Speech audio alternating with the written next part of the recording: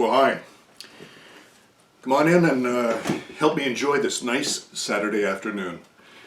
Worked out a little while ago, and now I'm time traveling to the early 1960s. I'm having a beer and looking at some old men's magazines. I see you looking at my beer. No, that's not what I'm drinking. This was a really good beer that they stopped making years ago, but just seeing the can makes me feel like it's back then. Go ahead, laugh at my memorabilia. Now, if you're watching because of the title and you're ready to leave now, stay with me. I'll get to the fear no man topic. There's a point to all this. Let me explain something first. I was an only child. I didn't grow up with a father, but instead I grew up in a house with 3 arguing women, and I didn't have a male role model back in the 50s. And by the time the 60s rolled around, I started taking notice of every manly man I had a chance to observe. Many of them were not too impressed with me. I was a weakling, a simp, a bookworm, a mama's boy. I was a sissy. I didn't have a brother to roughhouse with, and so I was totally unprepared when kids who did have brothers decided it would be fun to shove me around. I didn't think about it consciously, but I probably hated myself.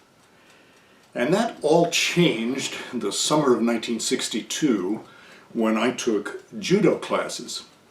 It would be another 5 years before I would start learning karate, but the die was already cast. I was going to fear no man. And now, for the benefit of you younger guys who may be watching, let me tell you a little bit about American culture. There used to be a lot of magazines for men, back when you absolutely never got the genders mixed up. Esquire was one. Today you wouldn't even recognize it as being for men. I canceled my subscription years back, and it still makes me mad over what they did to that book.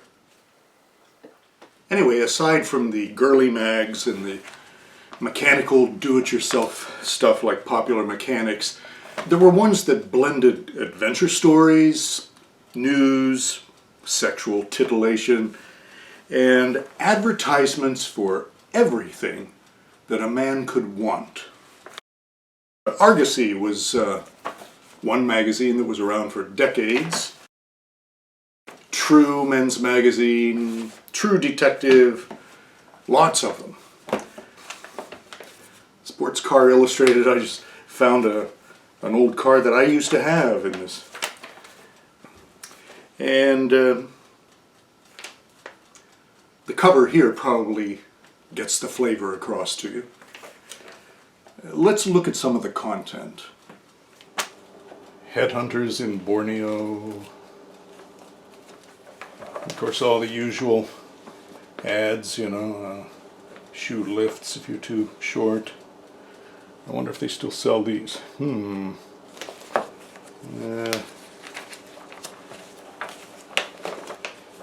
you could buy a .22 revolver through the mail. Marital guides. Sexual feeling in married men and women. Sex and happiness in marriage. You young guys have absolutely no idea how far we have come as a species in my lifetime. Anyway, I get these magazines out every once in a while and have a beer and go over them and relive that magic time when I was formulating how to be a manly man when I reached adulthood. Now, why I'm telling you this is an ad that I came across right here. Right here. This guy would make you a master of karate for only 99 cents. There were many of these products you could buy by mail, and if you were a youngster planning his future identity as a fearless adventurer, they were pretty exciting. One of the ads actually said, "Fear no man." And boy, what a powerful message that is. Today, it's common to laugh at old advertising and in general. And there are some websites that display this very ad in as a hokey method for getting a young boy to part with his dough. But I want to tell you about this particular ad. This was a legitimate karate expert named Wallace Ruman. He served in the Korean War and was reportedly shot 7 times. He learned karate in Japan while he was in the military police. And he returned to the U.S. later in 1957 with a legitimate 4th degree black belt. He opened and operated 2 schools and an organization that grew into 27 affiliates. He was widely respected, but outside the traditional karate world, he would be ridiculed for these ads. Right up to today, apparently.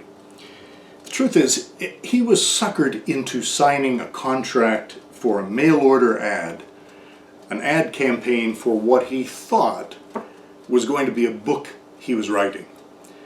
He had some simple pamphlets that he dispensed in his schools, and those instead became the product.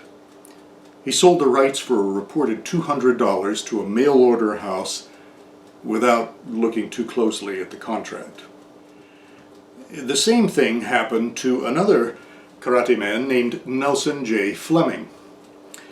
Fleming had married a Japanese woman with a martial arts background. It happens sometimes. And she did jiu-jitsu, I believe, and the couple was also snookered by a mail-order publisher who put these cheesy ads everywhere that promise to make you a new man and stop any attacker with just one finger. The product was, again, a few pamphlets showing karate moves against certain attacks. In addition to using Ruman's and the Flemings' names and photos, the money guys marketed other similar products, usually found in the back of comic books.